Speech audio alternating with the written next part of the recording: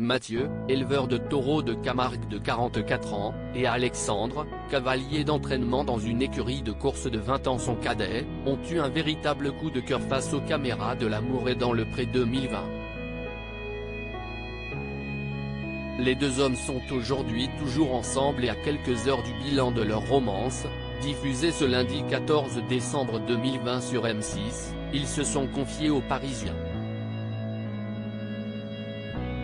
Mon père ne m'a pas parlé pendant 18 mois. Mathieu a trouvé son big one et Alexandre confie avoir été sûr de ses sentiments pour le candidat en 3 minutes.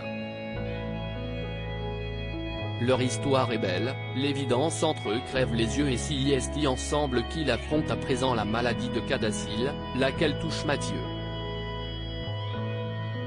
À deux, ils affrontent aussi l'homophobie.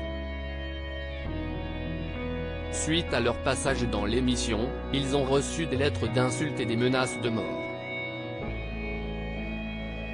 S'il est un univers très macho où, même si je n'aille jamais cacher mon homosexualité, j'ai dû prouver 10 fois plus mes compétences avant de me faire accepter, lance l'éleveur de taureaux qui évoque son entourage professionnel. Alexandre, lui, confie que son père a eu du mal à accepter son homosexualité. Quand je l'ai annoncé à ma famille en 2011, mon père ne m'a pas parlé pendant 18 mois, avant de s'excuser. Aujourd'hui, il adore Mathieu et il est sincèrement heureux de me voir épanoui.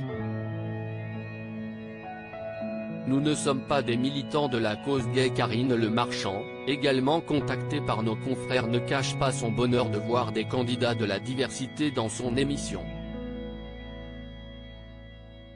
Elle confie s'être battue pendant des années pour que ce soit le cas. Un bonheur partagé par les amoureux qui sont reconnaissants envers M6 d'avoir eu le courage de montrer en prime time qu'un couple homo ne fonctionne pas différemment d'un couple classique. Et d'ajouter, nous ne sommes pas des militants de la cause gay. Mais nous avons l'espoir et le sentiment que notre médiatisation va libérer la parole, chez les agriculteurs et là où le sujet est encore tabou. Soudé face aux épreuves, le couple qui ne cache pas son envie de parentalité a aussi évoqué celle de cet été, l'accident d'Alexandre. Mathieu en parle encore les larmes aux yeux. J'ai foncé à l'hôpital et je l'ai attendu dans sa chambre de 14h30 à 23h. Un malheur qui appartient au passé.